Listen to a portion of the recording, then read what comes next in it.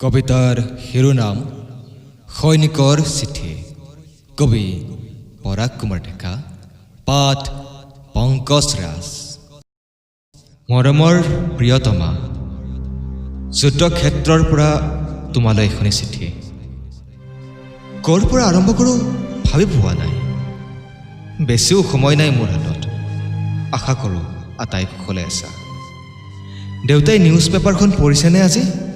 শুনিছেনে ৰেডিঅ' অথবা দূৰদৰ্শনৰ বাতৰি? সীমান্তত এতিয়া যুদ্ধৰ উকমুকনি।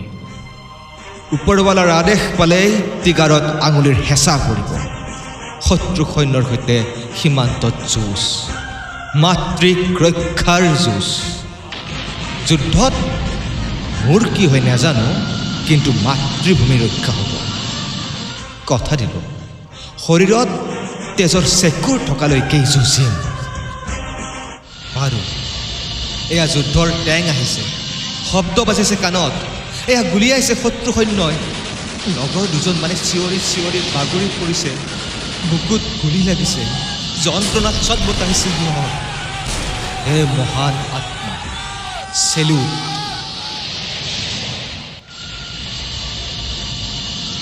যিকোনো মুহূৰ্তত আদেশ আহিব পাৰে। তোমালৈ কেইটামান অনুৰোধ। মোৰ মৃত্যু হ'লে তুমি নাকান্দিবা। গৌৰৱ কৰিবা মোৰ স্বামী শ্বহীদ হ'ল। ঘৰখন চলাব পাৰিবানে?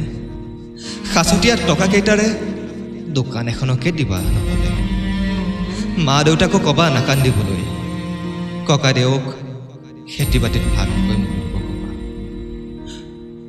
ল'ৰাটোক চাবা ভালকৈ, কিন্তু তাকো যাতে সেনা বাহিনীত যোগ দিবলৈ যোগ্য কৰি তোলা, সেয়াই তোমাৰ ওচৰত অনুৰোধ প্ৰিয়তমা।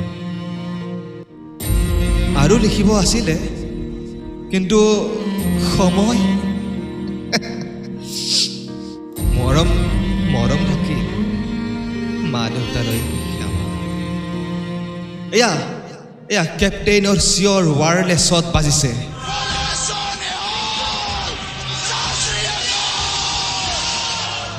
চিঠিখন ইয়াতে থলোঁ। মই নাথাকিলেও কোনোবাইতো দিব তোমাক। আমি সাজু এতিয়া যুঁজিবলৈ। জয় ভাৰতীয় সৈন্যৰ জয়।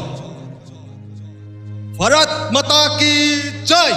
বন্দে বন্দে মাতৰম, বন্দে বন্দে মাতৰম, বন্দে বন্দে মাতৰম।